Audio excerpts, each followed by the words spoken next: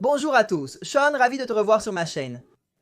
Aujourd'hui, nous allons découvrir l'histoire d'une fille nommée Natalia Kampusch. Une fille qui a été kidnappée pendant 8 ans. Un homme, un psychopathe qui était obsédé par elle, l'a kidnappée et l'a gardée enfermée dans un sous-sol depuis qu'elle avait 10 ans jusqu'à ses 18 ans. Nous allons découvrir pourquoi et comment cela s'est produit et quel a été le dénouement de cette histoire. Avant de commencer, sachez que sur cette chaîne, nous avons tes 10 secondes, où les youtubeurs, instagrammeurs et autres créateurs de contenu font la promotion de leurs projets dans de courtes vidéos. Tes 10 secondes d'aujourd'hui sont pour Go Ninja Max. C'est la chaîne de Max, un garçon trans qui utilise sa chaîne pour jouer, poster des reprises et pour débattre de la communauté trans. Il a des vidéos très intéressantes, comme par exemple celle du débat sur les propos de Joanne Kathleen Rowling, ou en répondant à des questions personnelles qui peuvent aider beaucoup de gens qui ont des doutes à ce sujet. Je vous recommande vivement cette chaîne et je vous laisse le lien ci-dessous pour que vous puissiez aller la visiter. Je vous rappelle que vous pouvez voir cette vidéo et d'autres sans censure ni publicité, 24 heures avant tout le monde. Cliquez simplement sur le bouton « Rejoindre ci-dessous ». Sans plus attendre, commençons avec le cas du jour.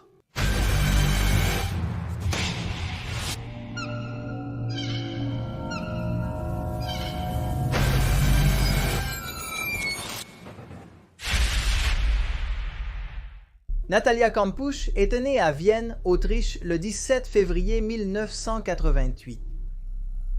Elle est la fille de Brigitte Sirny et de Ludwig Koch. Elle a 2 frères aînés. Ses parents avaient divorcé quand elle était petite, alors elle passait quelques jours de la semaine avec sa mère, d'autres avec son père. Mais son lieu de résidence stable était la maison maternelle. D'une certaine manière, elle se sentait coupable des disputes quotidiennes de ses parents.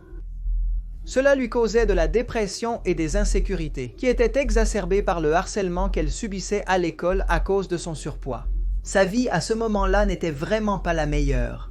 Natalia était revenue de vacances avec son père un jour avant son enlèvement.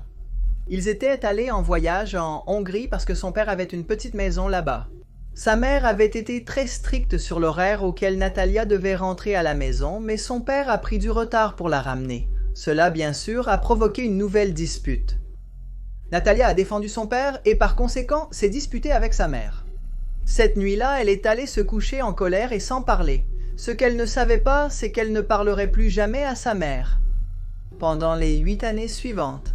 Le lendemain, le 2 mars 1998, Natalia a quitté sa résidence dans le district viennois de Donnerstad pour aller à l'école. Elle n'a prévenu personne, elle s'est simplement levée, a pris ses affaires et est partie. La coutume était bien sûr que sa mère l'emmène à l'école en voiture, mais cette fois, elle a décidé d'y aller seule, à pied. Après avoir marché plusieurs pâtés de maison, elle a vu une camionnette blanche dans une rue déserte et il y avait un homme appuyé contre cette camionnette. Natalia a soupçonné quelque chose en voyant cet homme. Quelque chose lui a signalé qu'il était dangereux, mais elle a quand même décidé de continuer.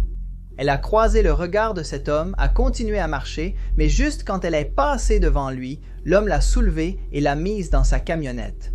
Il a démarré et est parti rapidement. Après un long trajet en voiture, ils sont arrivés chez l'homme en périphérie de Vienne. Il l'a rapidement descendu de la camionnette et l'a enfermé dans un sous-sol. Ce sous-sol était une construction illégale que l'homme avait réalisée de sa propre initiative. C'était une pièce de 5 mètres carrés qui avait simplement une toilette, un lavabo et rien d'autre. Aucune lumière solaire n'entrait et il était isolé du reste de la maison par une porte en acier. Mais qui était l'homme qui avait kidnappé Natalia? Il s'appelait Wolfgang Prikopil, il avait 36 ans. C'était un technicien électronique de l'entreprise Siemens. Cet homme était assez introverti, il avait des problèmes pour socialiser. Ses collègues ont dit qu'ils ne l'avaient jamais vu en couple. En plus de cela, ils le voyaient comme un type étrange et misogyne qui parlait toujours mal des femmes. De son côté, Wolfgang s'était fait dans sa tête l'image d'une femme idéale, une femme soumise, silencieuse, qui accepterait tous ses ordres. Son objectif était de pouvoir modeler cette femme idéale et c'est pourquoi il avait kidnappé Natalia. Le lendemain de l'enlèvement, Wolfgang est descendu au sous-sol avec des couvertures, manteaux et nourriture. En le voyant, Natalia lui a d'abord demandé s'il allait la tuer. Il lui a dit que non, qu'il l'avait simplement kidnappée pour demander une rançon.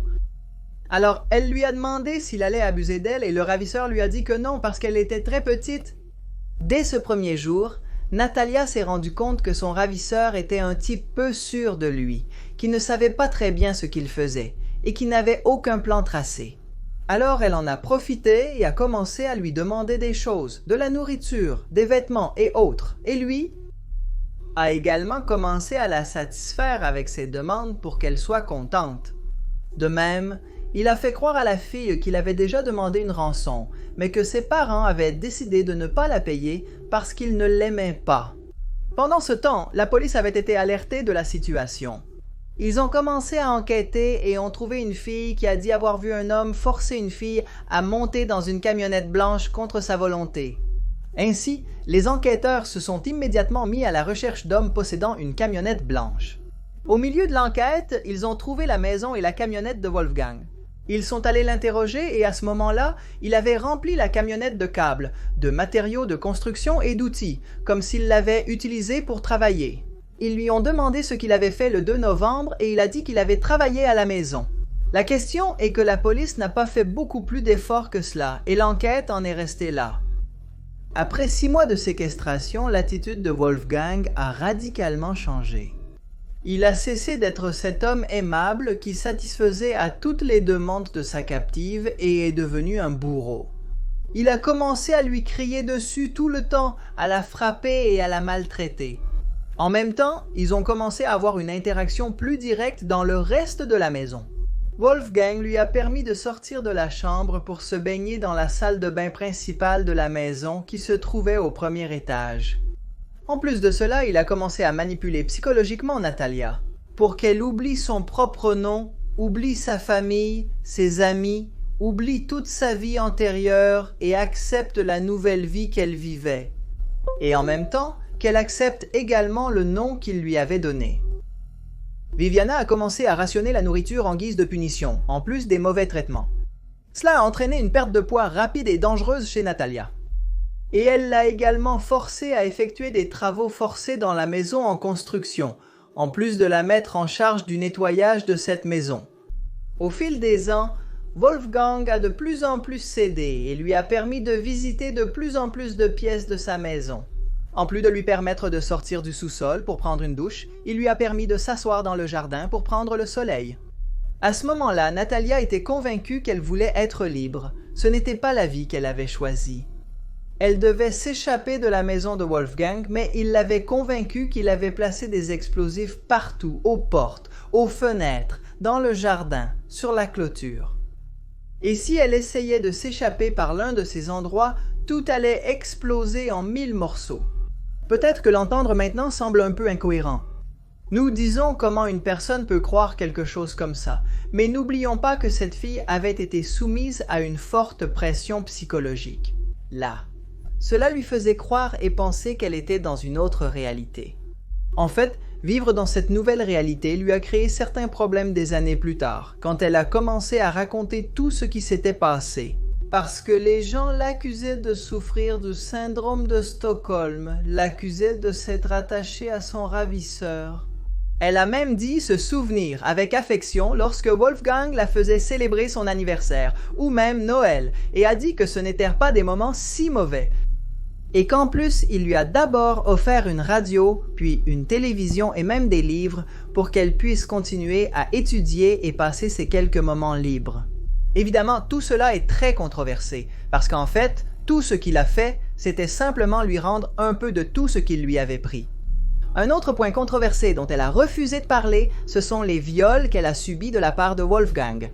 C'est quelque chose qu'elle a voulu garder pour elle. Mais tant dans le film que dans les notes qui ont été publiées sur l'affaire, il est affirmé que c'est une situation qui s'est répétée à maintes reprises. Plusieurs fois, on l'a deviné et elle l'a même raconté lors de certains interrogatoires privés qu'elle a donnés. Que les relations sexuelles qu'elle a eues avec Wolfgang n'étaient pas forcées, mais qu'elles étaient d'un commun accord. C'est un point évidemment très controversé, car c'est ici qu'on affirme qu'elle souffrait du syndrome de Stockholm. Elle n'avait aucune autre relation avec aucun autre être humain, la seule personne qu'elle voyait tout le temps était Wolfgang. Il est donc naturel qu'une telle relation étrange entre le ravisseur et la victime se soit créée. Et il était également naturel qu'elle ne ressente pas de la haine tout le temps pour lui. La question était que les années ont passé et lorsque Natalia avait 17 ans, Wolfgang a décidé de l'emmener skier en récompense pour s'être bien comporté toute cette année.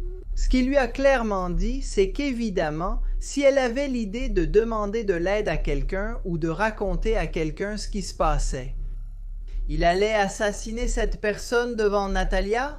C'est ce point qui l'a terrifié gravement, l'a empêché de crier en public, de demander de l'aide à tous quand elle était entourée de personnes, ou même de penser à courir et à s'échapper. C'est lors de ce voyage qu'une opportunité très claire de fuir s'est présentée. Elle a demandé à Wolfgang d'aller aux toilettes. Il a vérifié les toilettes pour s'assurer qu'il n'y avait personne. Il a cru qu'il n'y avait personne et l'a laissé entrer. Une fois à l'intérieur, Natalia s'est rendue compte qu'il y avait une femme dans la cabine à côté. Alors elle a décidé de lui demander de l'aide.